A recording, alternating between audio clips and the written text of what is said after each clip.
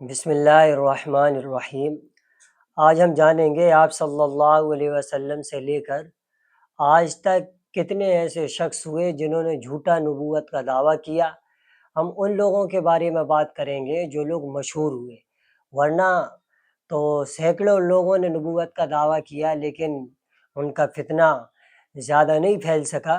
لیکن جن لوگوں کا فتنہ زیادہ پھیلا، ہم ان لوگوں کے آپ کو نام بھی بتائیں گے اور ان کا زمانہ بھی بتائیں گے کہ وہ کب ہوئے، اور اس کے بعد انہوں نے واپس، وہ مرتد جو ہو گئے تھے، واپس اسلام میں آئے یا نہیں آئے، یا کفر ہی کے ساتھ اس دنیا سے وہ رخصت ہوئے۔ تو ہم بات کرتے ہیں، گزشتہ زمانے میں بہت سے جھوٹے مدعیان نبوت ظاہر ہو چکے ہیں۔ ان کے نام کیا ہیں؟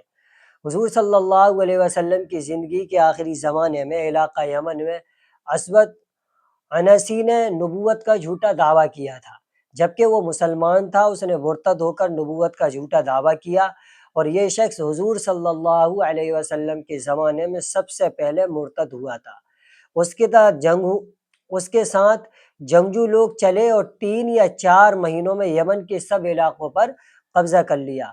اس وقت حضور صلی اللہ علیہ وسلم نے یمن میں مقیم مسلمانوں کی طرف پیغام بھیجا، جس میں انہوں نے اسود عنسی کے خلاف جنگ کرنے کے لیے آمادہ کیا۔ مسلمانوں نے اس پیغام نبوت پر عمل کیا کہ اسود عنسی کو اس کے گھر میں جا کر اس کی بیوی کی مدد سے قتل کیا۔ اس کی بیوی کا پہلا خاوند بھی قتل ہو چکا تھا، اور یہ مسلمان عورت تھی۔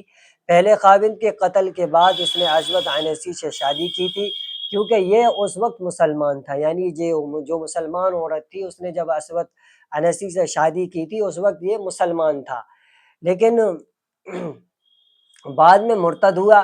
اسود عنسی کے قتل کے بعد یمن میں اسلام پھیل گیا، تو مسلمانوں نے دربار رسالت میں اس واقعے کو لکھ کر بھیجا، مگر اس پیغام کے پہنچنے سے پہلے حضور صلی اللہ علیہ وسلم کو بذریعہ وحی خبر مل چکی تھی، اور آپ صلی اللہ علیہ وسلم نے صحابہ اکرام رضی اللہ عنہم کو بتا دیا تھا کہ اسود عنسی کی یمن میں 3 سے 4 ماہ تک حکومت رہی تھی۔ دوسرا جو نبوت کا دعوے دار تھا اور جو مشہور ہوا نبوت کے جھوٹے دعوے داروں میں، طلیحہ بن خویلد اسدی بھی ہے۔ مسلمانوں نے کئی مرتبہ اس کے ساتھ جنگ لڑی، حتیٰ کہ وہ مسلمان ہو گیا اور اسلامی لشکر میں شامل ہو گیا، اور کفار کے خلاف بھرپور جنگ لڑی، حتیٰ کہ شہادت کا درجہ حاصل کر لیا۔ تیسرا جو تھا وہ مسیلمہ کذاب بھی جھوٹے مدعیان نبوت میں سے ہے۔ وہ نبوت کے جھوٹے دعوے کے بعد یہ کہتا تھا کہ مجھے رات کے اندھیرے میں وحی آتی ہے۔ حضرت ابو بکر رضی اللہ عنہ نے اس کے خلاف حضرت خالد بن ولید اور حضرت اکرمہ بن ابو جہل اور شرحبیل بن حسنہ رضی اللہ عنہ کی قیادت میں لشکر بھیجا۔ مسیلمہ کذاب نے اس اسلامی لشکر کا اپنے 40,000 جنگجوؤں کے ساتھ استقبال کیا، اور ان میں گھمسان کی جنگ ہوئی، جس میں مسیلمہ کذاب مسلمانوں پر غالب آ گیا۔ پھر حضرت وحشی بن حرب رضی اللہ عنہ نے مسیلمہ کو قتل کیا، جس سے مسلمانوں کا لشکر غالب آ گیا اور فضا میں توحید کا پرچم لہرا گیا۔ جو چوتھا نبوت کا دعوے دار تھی، یہ ایک عورت تھی۔ نبوت کے جھوٹے دعوے داروں میں سے سجاح بنت حارث تغلبیہ بھی ہے، جو کہ عرب میں نصرانیت کی متبع عورت تھی۔ حضور صلی اللہ علیہ وسلم کی وفات کے بعد اس نے نبوت کا جھوٹا دعویٰ کیا، تو اس کی قوم کے بہت سے لوگ اس کے ساتھ اکٹھا ہو گئے، تو سجاح نے ان کے ساتھ عرب کے ارد گرد کے علاقوں سے جنگیں لڑیں، یہاں تک کہ یمامہ کے علاقے تک پہنچی تھی۔ تو یمامہ کے علاقے میں سجاح کی مسیلمہ کے ساتھ ملاقات ہوئی، تو سجاح نے مسیلمہ کے جھوٹے دعوے نبوت کی تصدیق کی، اور مسیلمہ نے اس کے ساتھ شادی کر لی۔ جبکہ مسیلمہ قتل ہو گیا تو سجاح اپنے علاقے میں واپس لوٹ آئی اور اپنی قوم میں کچھ عرصے رہی، پھر اسلام میں داخل ہو کر سچی مسلمان بن گئی۔ پھر بصرہ، جو کہ عراق کا شہر ہے، زندگی کا بقیہ حصہ گزار کر سپرد خاک ہوئی، یعنی اس نے اسلام قبول کر لیا اور جو جھوٹا نبوت کا دعویٰ کیا تھا اس سے توبہ کر لی۔ پانچواں جو مشہور ہوا جھوٹے نبوت کے دعوے داروں میں، تابعین اور ان کے بعد کے زمانے میں مختار بن ابو عبیدہ ثقفی نے نبوت کا جھوٹا دعویٰ کیا۔ مختار نے سب سے پہلے تشیع کا دعویٰ کیا، جس سے اس کے ساتھ اہل تشیع کی بڑی جماعت مل گئی، اور وہ یہ دعویٰ کرتا تھا کہ جبرائیل علیہ السلام اس کے پاس وحی لے کر آتے ہیں۔ حضرت مصعب بن زبیر رضی اللہ عنہ اور مختار کے درمیان بہت سی جنگیں ہوئیں، بالآخر مختار قتل ہو گیا۔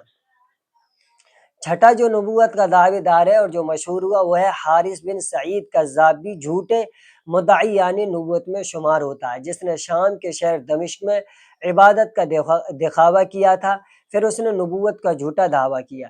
جب اس کو پتہ چلا کہ اس کے جھوٹے دعوے کی خبر اس زمانے کے خلیفہ عبد الملک بن مروان کو پہنچ چکی ہے تو یہ ڈر کر چھپ گیا۔ پھر اہل بصرہ کے ایک شخص نے حارث کی جگہ پہچان لی اور اس کو یہ ظاہر کیا کہ وہ اس کے جھوٹے دعوے کی تصدیق کرتا ہے۔ حارث نے اپنے نوکروں سے کہا کہ اسے اندر لاؤ اور جب بھی وہ آنا چاہے اسے روکا نہ جائے۔ یہ شخص خلیفہ کے پاس گیا اور خلیفہ کو حارث کی جگہ بتا دی۔ خلیفہ نے اپنے ماتحت کو حکم دیا کہ اس کو پکڑ کر لائیں۔ یوں اس کو پکڑ کر خلیفہ کے سامنے پیش کیا گیا۔ خلیفہ نے اہل فقہا کو بلا کر کہا کہ اس آدمی کو نصیحت کرو اور دین سکھاؤ اور بتاؤ کہ اس کا جھوٹا دعویٰ شیطانی کام ہے۔ حارث نے نصیحت کو قبول کرنے اور توبہ کرنے سے انکار کر دیا، بس خلیفہ نے اس کو قتل کر دیا۔ ساتواں جو انسان مشہور ہوا اس کو سب آپ لوگ جانتے ہوں گے۔ ہمارے اس زمانے میں ایک صدی پہلے ہندوستان کے علاقہ قادیان میں ایک شخص مرزا غلام احمد قادیانی نے نبوت کا جھوٹا دعویٰ کیا تھا اور کہتا تھا کہ مجھے آسمان سے وحی آتی ہے، اور یہ بھی دعویٰ کرتا تھا کہ مجھے اللہ تعالیٰ نے بتایا ہے کہ میں 80 سال تک زندہ رہوں گا، جس سے بہت سے لوگ اس کے پیروکار بن گئے۔ بہت سے علماء نے اس کی بات شدومت کے ساتھ رد کیا، کو رد کیا اور اسے بتایا کہ وہ اپنے جھوٹے دعوے کے ساتھ دجال ہے۔ ان علماء میں سے علامہ ثناء اللہ امرتسری رحمۃ اللہ علیہ بھی ہے، جو کہ اس کے شدید مخالف تھے، حتیٰ کہ 1326 ہجری بمطابق 1908 عیسوی میں قادیانی نے مولانا ثناء اللہ امرتسری رحمۃ اللہ علیہ سے مباہلہ کیا کہ ہم میں سے جو جھوٹا ہوگا وہ دوسری کی زندگی میں مر جائے گا۔ مولانا نے دعا کی کہ اللہ ہم میں سے جو جھوٹا ہو اس کو موت دے دے اور اس پر طاعون کی وبا مسلط کر دے جس میں اس کی موت واقع ہو جائے۔ مولانا کی اس دعا کے 1 سال بعد قادیانی پر ایک وبا مسلط ہو گئی۔ مرزا کا سسر اس کی زندگی کے آخری دن کی حالت بتاتے ہوئے لکھتا ہے کہ جب مرزا پر وبا مسلط ہوئی تو اس نے مجھے بلایا۔ جب میں اس کے پاس گیا اور اس کو بیماری میں آہوزاری کرتے ہوئے پایا تو مرزا مجھے کہنے لگا کہ مجھے کولیرا کی بیماری ہو گئی ہے۔ پھر اس کے بعد کوئی واضح بات نہ کر سکا حتیٰ کہ مر گیا۔ نبوت کا جھوٹا دعویٰ کرنے والوں کا سلسلہ یوں ہی چلتا رہے گا حتیٰ کہ حضور صلی اللہ علیہ وسلم نے جو تعداد بتائی ہے وہ پوری ہو کر رہے گی۔ ان سب کے آخر میں دجال کا نکلنا ہوگا جو کہ آخری زمانے میں نکلے گا۔ پھر حضرت عیسیٰ علیہ السلام کا نزول ہوگا تو وہ دجال کو قتل کر کے اس کا فتنہ ختم کر دیں گے۔ جھوٹے نبوت کے دعوے داروں میں ایک شکیل بن حنیف بھی ہے جو اس وقت زندہ ہے اور موجود ہے، اور وہ بہار کے دربھنگہ ضلع اور اس کے جو علاقے کا نام ہے وہ عثمان پور، اور ابھی اس وقت جو جہاں رہ رہا ہے وہ ہے اورنگ آباد کی ایک بستی میں وہ رہ رہا ہے۔ اس نے بھی جھوٹے نبوت کا دعویٰ کر رکھا ہے۔ اس کے بارے میں تفصیلی ویڈیو ہماری یوٹیوب چینل پر تقریباً 5 سے 6 اس کے بارے میں قرآن و حدیث کی روشنی میں اس کو پرکھا گیا ہے کہ وہ ہے یا نہیں ہے۔ ہمارا عقیدہ تو یہ ہے کہ وہ نہیں ہے، لیکن جو اس کو متبعین ہیں، اس کو ماننے والے ہیں، ان کے لیے وہ ویڈیو ہے، اور ہم لوگوں کے لیے بھی ویڈیو ہے تاکہ ہم اس کے فتنے سے بچ سکیں۔